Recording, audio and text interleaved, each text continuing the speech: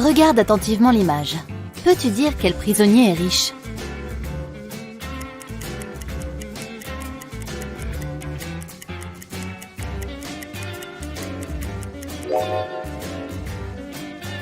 La première est en train de coudre quelque chose. Elle doit travailler comme couturière. Elle n'est probablement pas si riche que ça. Le deuxième a quelques bijoux. Mais dans une prison, ces chaînes en or ne valent pas grand-chose. Le troisième prisonnier lit tranquillement et ne s'occupe pas des autres. C'est le comportement d'une personne riche. Ces gens-là ne veulent pas attirer l'attention, surtout en prison. On était en novembre, mais Jasmine avait déjà de mauvaises notes à l'école. Sa mère, Madame Laurence, l'a donc privée de sortie jusqu'à ce qu'elle améliore ses résultats. Madame Laurence travaillait de nuit et quittait la maison tous les soirs. Un jour, en rentrant chez elle, elle s'est rendue compte que Jasmine était sortie en cachette pendant la nuit pour aller faire une fête. Comment Madame Laurence l'a-t-elle su?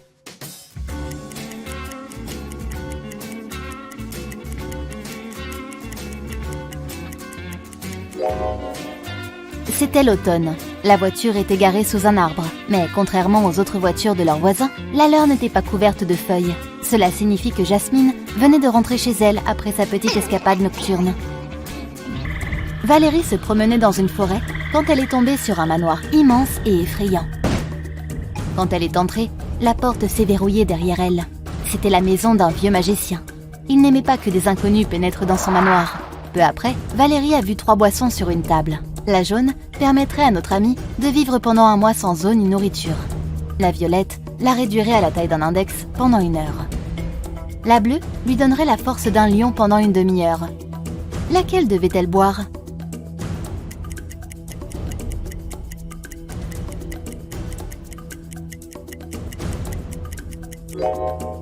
La boisson violette.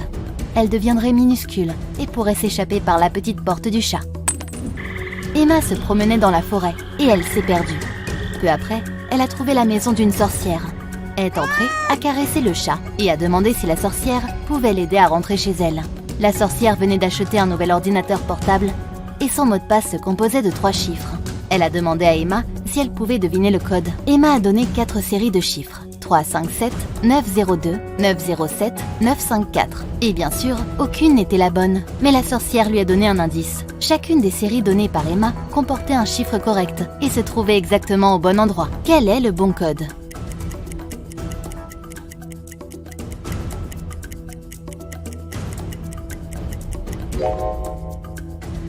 Le premier chiffre ne peut pas être 9, donc c'est 3. Ensuite, les deuxième et troisième chiffres ne peuvent pas être 5 et 7. Donc, le deuxième chiffre doit être 0. Et le troisième est 4. Ce qui signifie que le code est 304. Sylvie et Evelyne étaient les meilleures amies du monde et elles voulaient passer leurs vacances d'hiver ensemble. Malheureusement, la grand-mère de Sylvie est tombée malade et la jeune fille a dû se rendre dans sa ville pour être auprès d'elle. Evelyne était triste. Un jour, elle est passée devant la maison vide de son amie et Evelyne a compris que Sylvie lui a menti au sujet de sa grand-mère et qu'elle était en fait restée chez elle. Comment Evelyne l'a-t-elle compris ?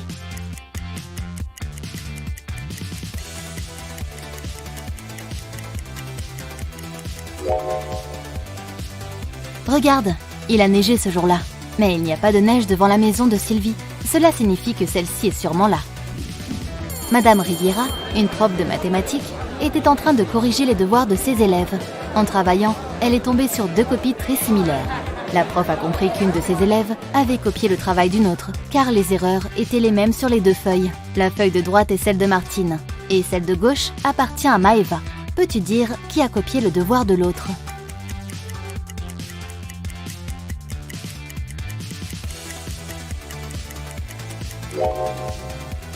Regarde, Martine s'y est repris plusieurs fois, alors que le devoir de Maëva est exceptionnellement soigné, à l'exception des erreurs que Madame Riviera a corrigées. Cela signifie que Martine a fait son devoir toute seule, en faisant occasionnellement des fautes et des erreurs. Et le devoir de Maëva est soigné, parce qu'elle a simplement copié le travail de Martine. Un jour, Madame York a invité quelques personnes à un dîner chic dans son manoir. Quelques adolescents couraient partout, explorant la maison. Lorsque Madame York est allée au sous-sol, elle a vu que la vitrine qui contenait sa collection de bijoux était cassée. Une fille, Anna, a avoué qu'elle avait lancé une balle de baseball et qu'elle avait accidentellement touché la vitrine. Mais que la vitrine était déjà endommagée à ce moment-là. Est-ce qu'elle ment ?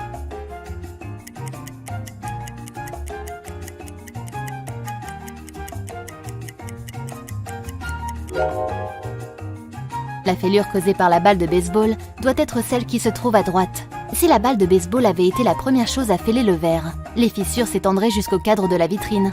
Mais elles n'atteignent que d'autres fissures, ce qui signifie que la balle de baseball a en effet touché une vitre déjà endommagée.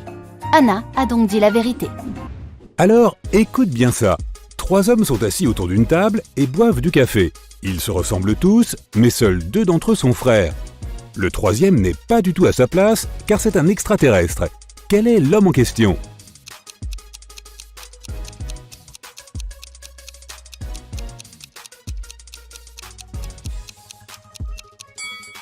C'est l'homme assis à droite. Il a 12 doigts. C'est vrai que celui qui est assis au centre a des oreilles bizarres, mais si l'on regarde le portrait de famille sur le mur, son père a exactement les mêmes. Gabrielle est vendeuse dans un grand magasin. Il y a en ce moment 3 personnes dans les cabines d'essayage. Jessica, la femme qui porte une robe verte, Sean, l'homme qui porte une veste en cuir et un jean slim, et Alex, l'homme qui essaie un jean plus grand que Gabrielle vient de lui apporter. L'un des clients est un extraterrestre. Aide Gabrielle à le découvrir. Qui est l'extraterrestre ?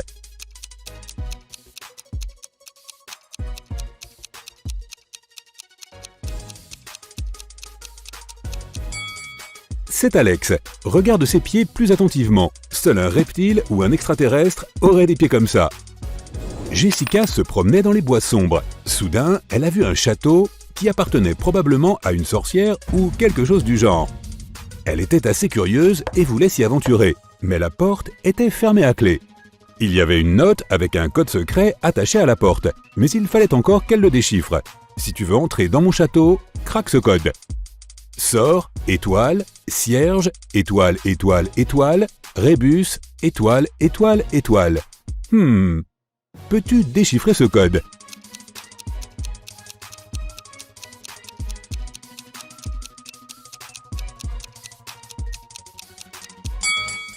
La réponse est sorcière. Une étoile après sort signifie que tu dois te débarrasser de la dernière lettre. 3 étoiles après le mot cierge et tu enlèves les 3 dernières lettres. Et il en va de même pour le dernier mot rébus. Voilà. Eric est allé au supermarché et a pris 2 oranges et une pastèque. Cela lui a coûté 6 $. Hélène est allée au même supermarché, elle a pris un citron, une orange et une pastèque, elle a payé 8 $. Les oranges, les citrons et les pastèques ont tous des prix différents. Qu'est-ce qui est le plus cher ? Une orange ou un citron ?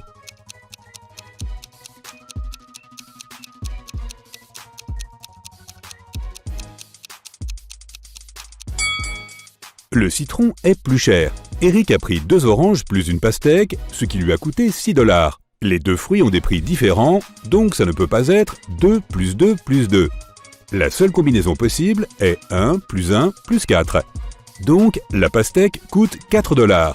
Hélène a payé 4 $ pour la pastèque et 1 $ pour l'orange. Nous savons donc maintenant qu'un citron coûte 3 $. David et Anna se sont retrouvés prisonniers sur une minuscule île inhabitée. Ils n'avaient ni radio, ni téléphone portable et ne pouvaient donc pas appeler à l'aide. Il n'y avait pas d'arbres sur l'île, donc ils ne pouvaient même pas faire un signal de fumée. Soudain, Anna a remarqué qu'un avion tournait dans le ciel à leur recherche. Mais il volait trop haut, le pilote ne pouvait pas les voir. C'est alors qu'elle a eu une idée lumineuse. Peu après, l'avion les a repérés et les a récupérés. Quelle était l'idée d'Anna ?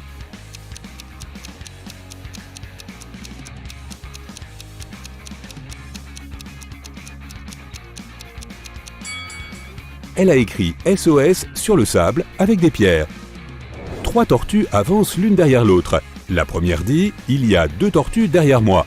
La deuxième dit « Il y a une tortue derrière moi et une autre juste devant moi ». La troisième dit « Il y a 2 tortues devant moi et une autre juste derrière moi ». Comment est-ce possible ?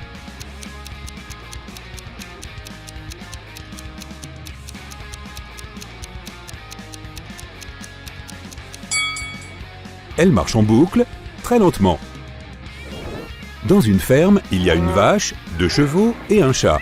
Le fermier Jack se rend à sa ferme accompagné de son chien Fluffy. Combien de pieds y a-t-il dans la ferme ?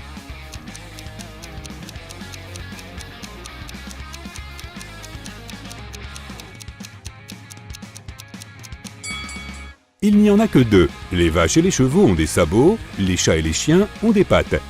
Jack est le seul à avoir des pieds. Tu te retrouves piégé dans un château médiéval, loin de la civilisation. Tes vacances sont loin de se passer comme prévu. Tu ne peux pas sauter par la fenêtre parce qu'elle est trop haute. Le seul arbre qui se trouve près de la fenêtre n'a pas l'air assez solide pour te permettre d'y grimper. Toutefois, il existe 3 portes dont l'une pourrait bien te conduire à la liberté. Derrière la première porte, il y a un feu violent. Derrière la deuxième porte, il y a des centaines de serpents venimeux. Et derrière la troisième porte, il y a un labyrinthe d'un noir absolu. Qui sait quelles surprises t'y attendent? Alors, quelle porte faut-il choisir?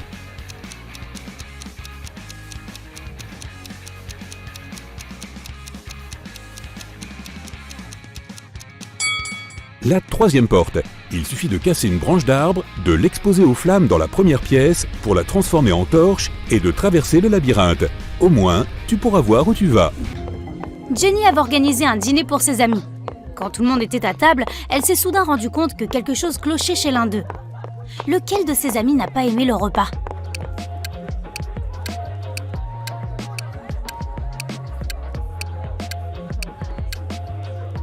C'est Mike, il l'a secrètement partagé avec le chien de Jenny.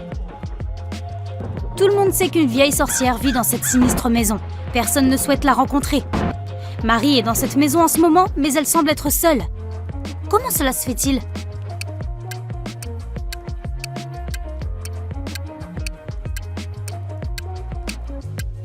Qui a dit que les sorcières ne peuvent pas s'appeler Marie? Elle aussi était jeune et belle autrefois, jusqu'au jour où on lui a jeté ce satané sort. Une ville avait une loi étrange selon laquelle tous les hommes devaient être proprement rasés. Mais personne n'avait le droit de se raser soi-même. La seule personne qui avait le droit de raser les gens avait 40 ans et un diplôme de coiffure. Qui raserait donc cette personne?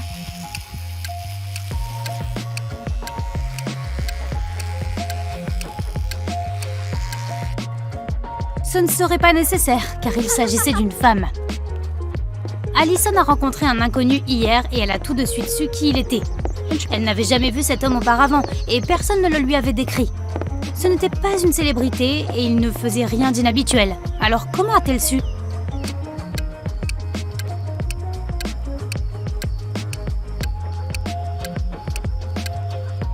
L'homme était le frère jumeau d'un des amis d'Alison. Bill est cireur de chaussures. Il offre ses services aux passants gratuitement. Pourtant, les gens qui acceptent finissent toujours par le payer de leur propre gré. Comment cela se fait-il?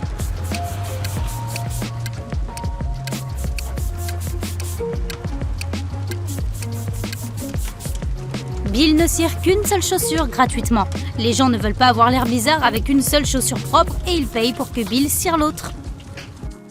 Le roi a dit à ses 3 filles de placer sur le feu 3 bouilloires identiques avec la même quantité d'eau. Il promettait que le mari de la fille dont l'eau entrerait en ébullition en premier deviendrait son héritier. C'est l'eau de sa plus jeune fille qui a bouilli en premier. Comment cela se fait-il?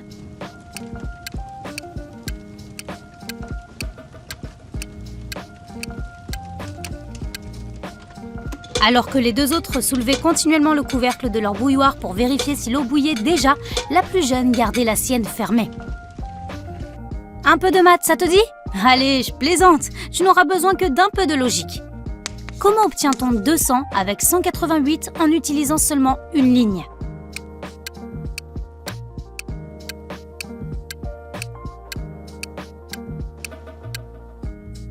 En coupant 188 horizontalement avec la ligne, tu obtiendras 200. Une personne avait 25 ans en 2000 et 20 ans en 2005. Comment est-ce possible?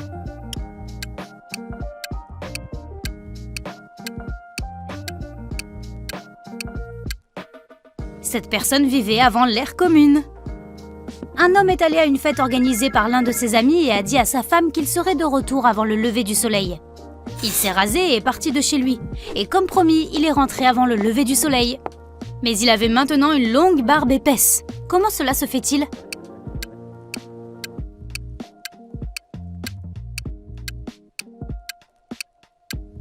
L'homme et sa femme vivaient dans un endroit où les nuits polaires peuvent durer plusieurs mois. Un homme voyageait de New York à Boston en voiture. Ce n'est qu'à la fin du voyage qu'il s'est rendu compte qu'un de ses pneus était crevé depuis le début. Malgré tout, il avait réussi à atteindre sa destination et son voyage n'avait pas du tout été affecté par ce problème. Comment est-ce possible?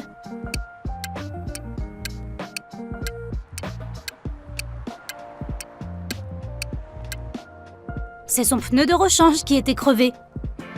Le directeur financier d'une grande entreprise a enfin réussi à convaincre de nouveaux partenaires de signer un accord très important. Il a ensuite mis ce document dans un dossier et l'a laissé sur la table de son bureau. Mais quand il est arrivé au travail le lendemain matin, le dossier n'était plus là. Jean a alors rassemblé tous les employés qui se trouvaient dans le bureau à ce moment-là et les a interrogés. La femme de ménage a dit qu'elle était occupée à laver le sol et qu'elle n'avait pas prêté attention à ce qui se passait autour d'elle.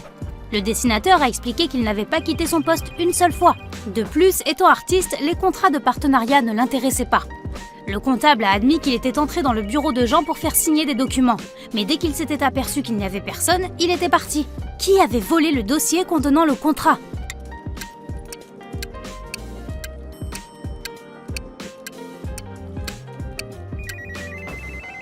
Le dessinateur. Jean n'a jamais mentionné quel dossier avait disparu. Comment a-t-il pu savoir que le dossier manquant contenait un contrat ?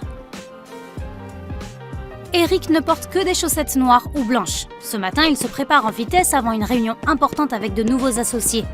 Soudain, il y a une coupure de courant. Eric a 10 chaussettes blanches et 10 chaussettes noires dans son tiroir, mais elles sont toutes mélangées. Il ne veut pas avoir l'air ridicule au travail avec des chaussettes de couleurs différentes. Si la pièce est plongée dans le noir et qu'Eric ne voit rien, combien de chaussettes doit-il sortir du tiroir pour être sûr d'en avoir 2 assorties ?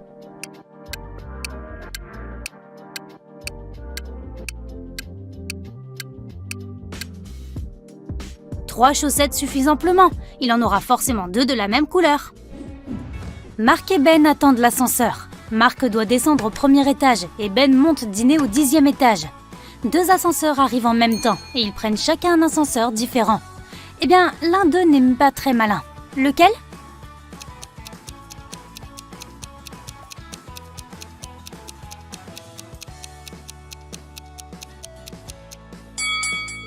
C'est Ben, il est supposé monter, mais son ascenseur va vers le bas.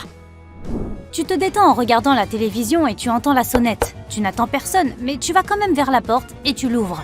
Il n'y a personne, juste un panier de bonbons et une lettre. La lettre dit « Cher Charlie, merci beaucoup pour ton aide. Je t'aime beaucoup et je voulais te demander si tu voulais sortir un jour.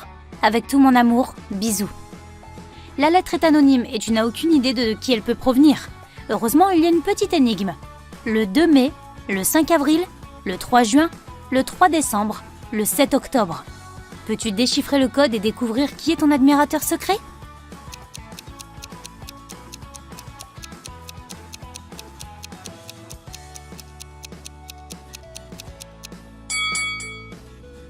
Le 2 mai signifie la 2e lettre du mot mai, qui est A. La 5e lettre d'avril est L. La 3e lettre de juin est I. La 3e lettre de décembre est C. Et la 7e lettre d'octobre est E. Ainsi, le nom de ton admirateur secret est Alice. Connais-tu vraiment quelqu'un qui s'appelle Alice ? Tu ouvres les yeux et tu te retrouves dans un donjon. Il y a quelques torches aux alentours pour éclairer un peu la pièce. Tu te diriges vers la porte et tu essaies de l'ouvrir. Mais bien sûr, elle est verrouillée.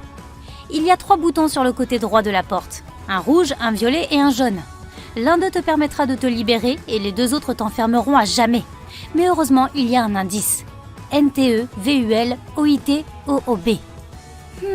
Je pourrais acheter des lettres en plus ? Sur quel bouton appuyer pour s'échapper ?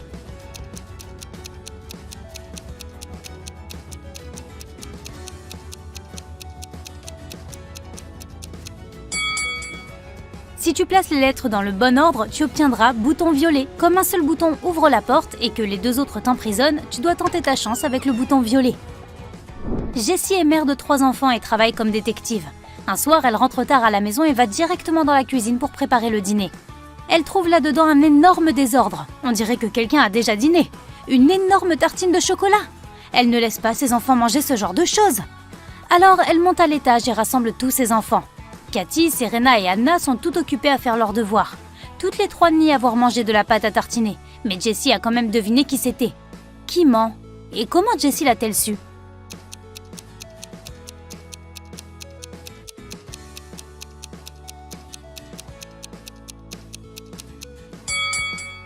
Dans la cuisine, le couteau se trouvait sur le côté droit de la pâte chocolatée. Cela signifie que la personne qui a fait cette tartine est gauchère. Elle n'a qu'un seul enfant gaucher et c'est Anna. Tu te perds dans la forêt et tu finis par errer toute la journée.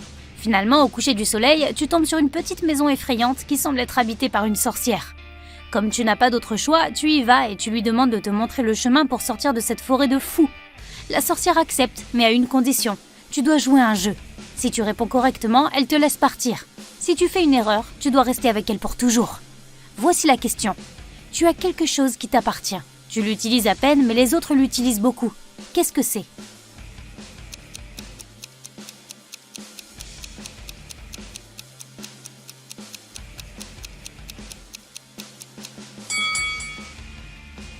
C'est ton nom. Tu es à l'étranger, tu profites du soleil et de vacances bien méritées. Un jour à la plage, tu rencontres une belle femme et tu passes toute la journée avec elle. Le soir, tu lui demandes si tu peux la revoir le lendemain. Elle sourit et accepte, à condition que tu puisses deviner d'où elle vient. Mais comme elle t'aime beaucoup, elle te donne un indice. Je viens de 2 parties du Nigeria, 2 du Canada, 1 de la Russie, 1 de l'Albanie et 3 du Guatemala. Peux-tu deviner d'où elle vient ?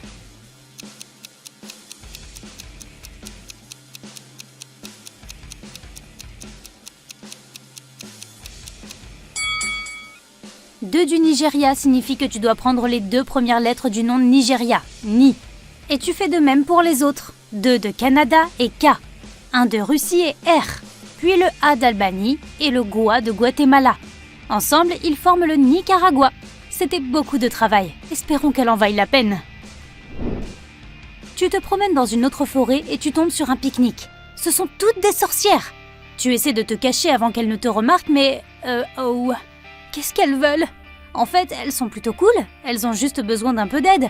Elles sont 8 et l'une d'entre elles fête son 999e anniversaire.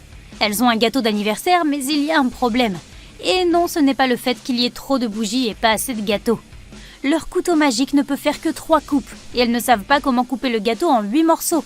Peux-tu trouver une solution ?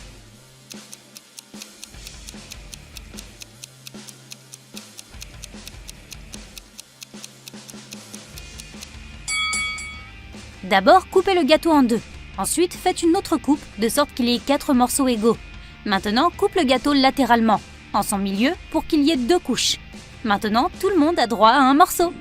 Peux-tu trouver un 6 parmi ces chiffres ?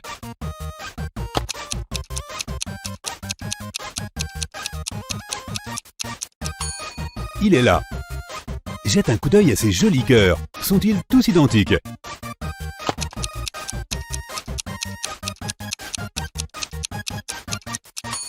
Non, celui-là est différent. À quoi ressemble ce jouet vu d'en haut ?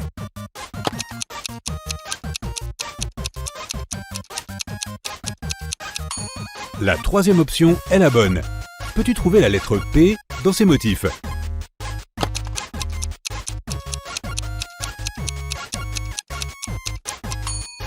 Elle est là. Jette un coup d'œil à ce délicieux motif. Peux-tu trouver l'image différente ?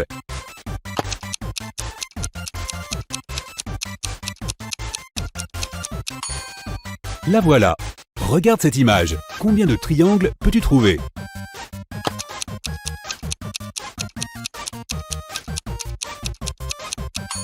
La 2e réponse est correcte. Quelle option choisir pour assembler le même avion en papier ?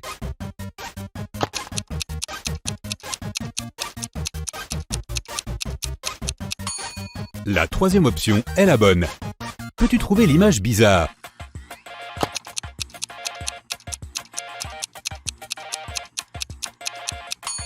Ce type n'a pas l'air heureux. Essaie de trouver un 3 parmi ces chiffres.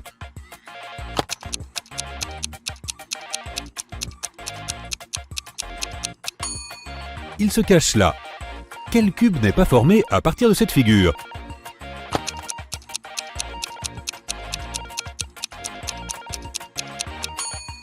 Le premier. À quoi ressemble ce cube vu d'en haut ?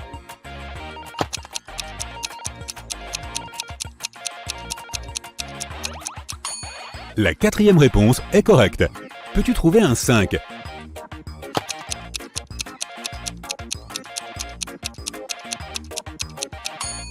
C'est par là. Le suivant, peux-tu trouver la lettre J dans ce dessin ?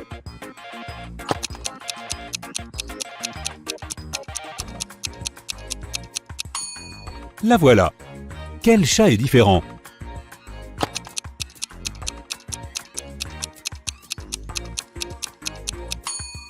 Lui là-bas. Je suis le début et la fin de tout, Je termine l'instant et le présent. Je suis au début de la Terre et au bout de tout endroit. Qu'est-ce que je suis?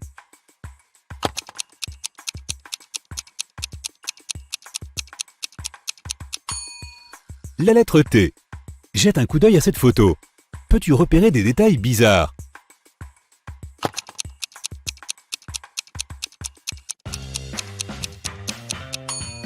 C'est par là. Tous les insectes de cette photo sont-ils identiques?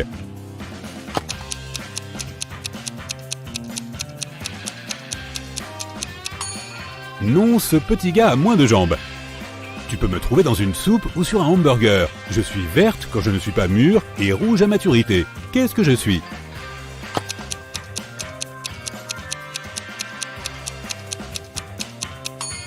Et la réponse est une tomate.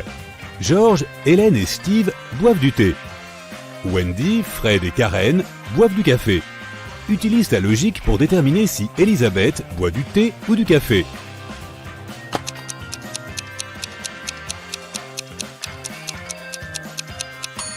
Elisabeth boit du thé. La lettre E apparaît 2 fois dans son nom, comme dans les noms des autres personnes qui boivent du thé. Peux-tu trouver un cœur dans les points?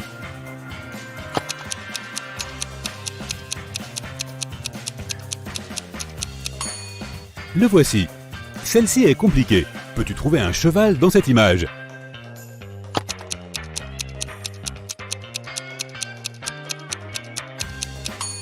Oui, il est debout près de la fenêtre. Et cette photo? Peux-tu détecter un chien?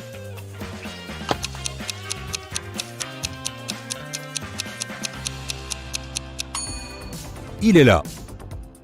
Je suis un instrument qui ne peut être qu'entendu, jamais touché ou vu. Qu'est-ce que je suis?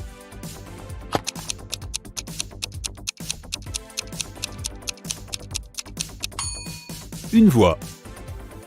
Peux-tu trouver un emoji bizarre?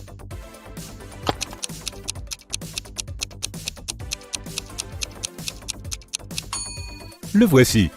Passons à la prochaine énigme. Combien de desserts peux-tu repérer?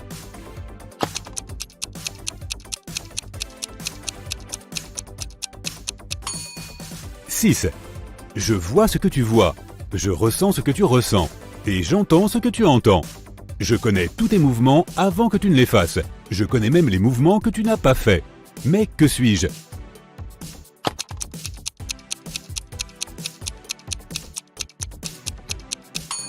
Je suis ton cerveau.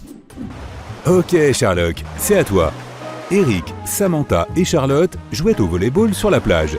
Il faisait très chaud, alors un des amis a invité les autres à aller nager dans la mer. L'un d'entre eux ne peut pas aller nager parce que, eh bien, c'est un robot. D'accord? Tu peux deviner qui c'est?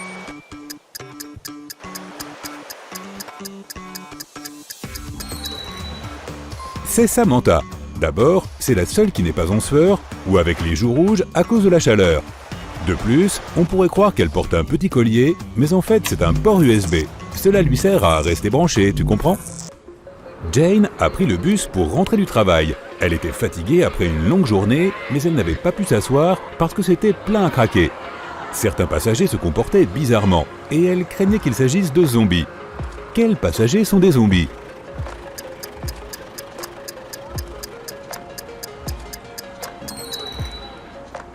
Il y a 2 zombies dans le bus. L'homme à droite a un bandage sur le bras et la femme à gauche de la fenêtre fait de drôles de gémissements.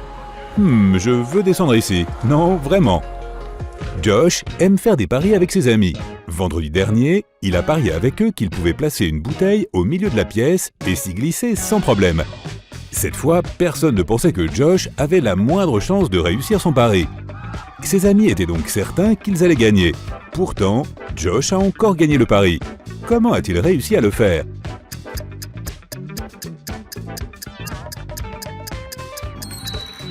Il a dit qu'il pouvait placer une bouteille dans la pièce et se glisser dedans, mais il n'a pas mentionné s'il allait se glisser dans la bouteille ou dans la pièce. Il a donc rampé dans la pièce sans problème et a gagné le pari. Oh, il est fou ce Josh! Sur la table, il y a une rangée de 6 tasses. Les 3 premières sont vides, mais les tasses numéro 4, 5 et 6 sont pleines. Tu dois changer l'ordre pour que les tasses vides et les tasses pleines s'alternent. Tu ne peux toucher qu'une seule tasse et tu ne peux pas pousser ou déplacer les tasses à l'aide d'une autre tasse. Comment vas-tu faire?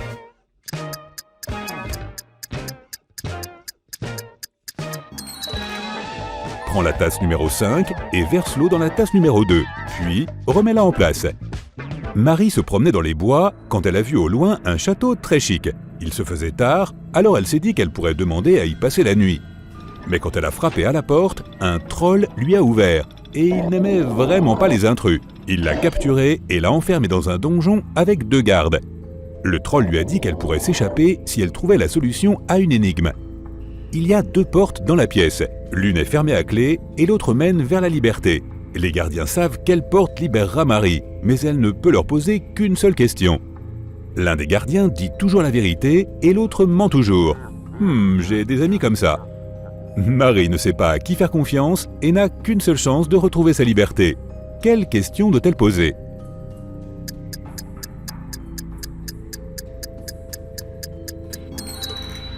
Si Marie dit « Si je demande à ton collègue de me montrer le chemin vers la liberté, il me montrera quelle porte ?»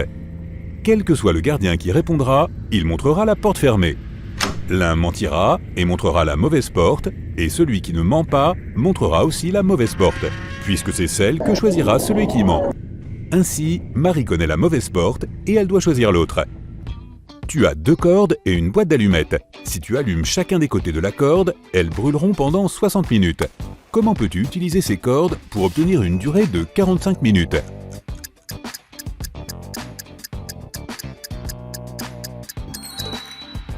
Tu dois brûler une des cordes des 2 côtés.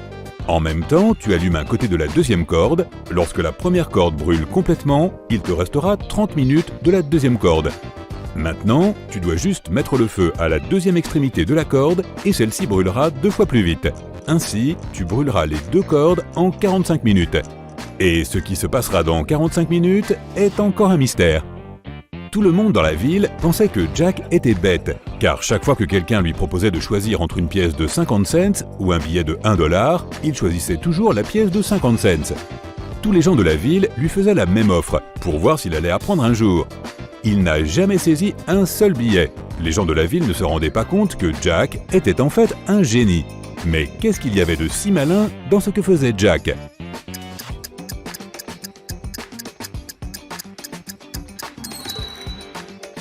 En fait, Jack est vraiment très intelligent, car il a convaincu tout le monde en ville de le couvrir d'argent gratuitement. Tant qu'il continuait à choisir l'option la moins intéressante, les gens venaient essayer ce tour sans arrêt avec lui. Tu vois cette voiture ? Jack a toujours refusé les billets d'$1 depuis plus de 10 ans, et il a économisé assez d'argent pour s'acheter une voiture. 3 hommes essayaient de décider qui était le plus intelligent parmi eux.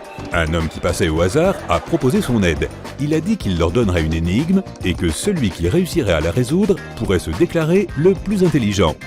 Il a dit « Vous voyez ces 5 casquettes dans mes mains. 3 d'entre elles sont noires et 2 sont blanches. Fermez les yeux. » Les 3 hommes ont fermé les yeux, il a mis une casquette noire sur chacun d'eux et a caché les 2 casquettes blanches dans le sac. Maintenant, vous pouvez ouvrir les yeux. Celui qui devinera la couleur de la casquette qu'il porte sera le plus malin. Les hommes ont passé des heures à se regarder pour essayer de résoudre l'énigme. Soudain, l'un d'entre eux a trouvé la solution et a crié « Je porte une casquette noire ». Comment a-t-il deviné ?